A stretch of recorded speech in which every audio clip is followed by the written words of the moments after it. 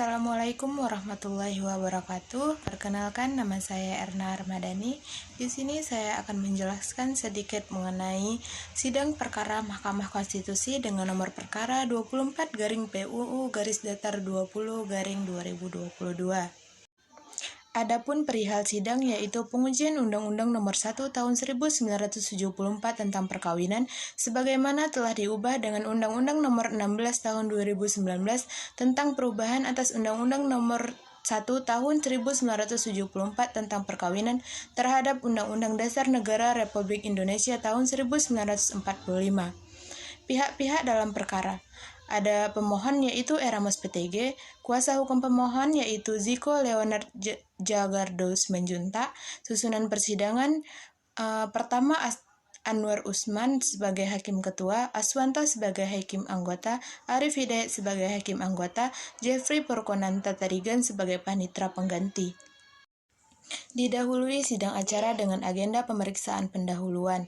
Kuasa hukum pemohon menyampaikan pokok-pokok permohonan dan dalam pengujian ini pemohon mendalilkan ketentuan pasal 2 ayat 1 Undang-Undang Perkawinan telah menciderai hak konstitusional pemohon yang diamanahkan oleh ketentuan pasal 29 ayat 1 dan 2, pasal 28E ayat 1 dan 2, pasal 27 ayat 1, pasal 28I ayat 1 dan 2, pasal 28B ayat 1 dan pasal 28D ayat 1 Undang-Undang Dasar Negara Republik Indonesia tahun 1945. Kemudian sidang acara dengan agenda mendengar keterangan ahli dari Presiden yaitu Bapak Profesor Dr. Hairunas dan Ibu Profesor Dr. Eus Nurlailawati. Sidang ini dilakukan pada hari Kamis 11 Agustus 2022.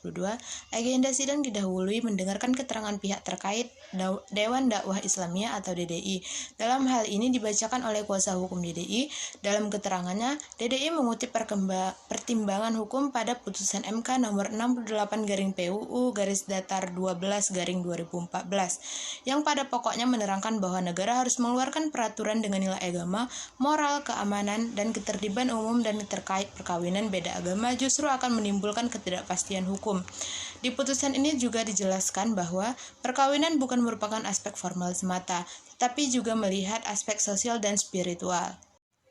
Menurut Dewan Dakwah Islamiyah, batu uji pasal 29 ayat 1 UUD 1945 pada permohonan pemohon adalah kontradiksi dengan pokok permohonan dan hanya mengada-ngada untuk menghindari nebis in idem, sehingga permohonan pemohon menurut DDI adalah tidak beralasan menurut hukum dan harus ditolak pada keterangan saksi pemohon.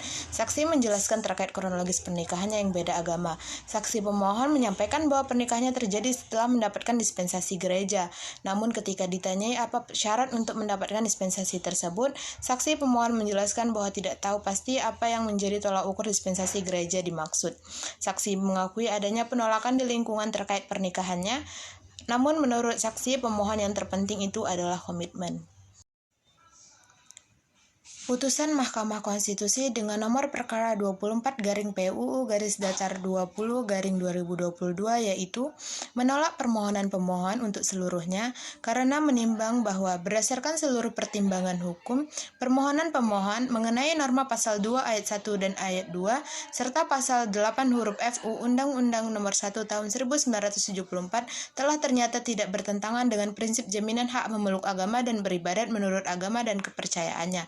Bersamaan kedudukan di dalam hukum dan pemerintahan, hak untuk hidup dan bebas dari perlakuan diskriminatif, hak untuk membentuk keluarga dan melanjutkan keturunan, hak atas pengakuan, jaminan, perlindungan dan kepastian hukum yang adil serta perlakuan yang sama di hadapan hukum, sebagaimana dijamin oleh pasal 29 ayat 1 dan 2, pasal 28E ayat 1 dan 2, pasal 27 ayat 1, pasal 28I ayat 1 dan 2, Pasal 28B ayat 1, serta Pasal 28D ayat 1 Undang-Undang Dasar 1945.